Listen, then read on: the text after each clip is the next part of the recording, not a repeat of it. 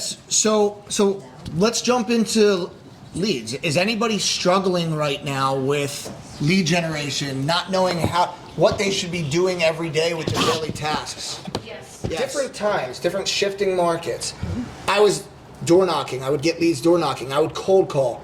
I would do this may be crazy, 4 open houses a weekend. But that's what I did lead generate. And we're in a completely different market. And it worked. Right now. It did. If you take 2 open houses every weekend, you should be able to get at least 4 buyers a year. And if you're looking at that, that's 4.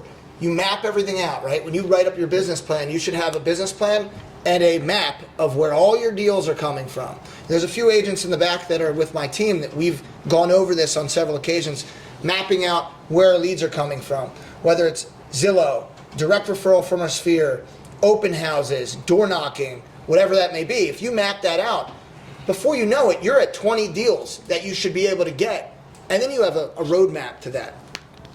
Now, where do you want to focus? You want to focus on your sphere of influence. You may have heard of that before, SOI. That is very, very important. So you should be marketing directly to your databases of people who are most likely to refer you, which is friends, family, maybe business colleagues. But you want to work smarter, not harder. If you will just simply reach out to, let's just say 30 people a month, and it could be, 5 real estate attorneys, maybe 10 bankruptcy attorneys, 7, whatever it may be, and then you go in and you reach out to like 4 home inspectors and so on and so forth. Your name is all you have. So if people think of you first, they're going to want to do business with you.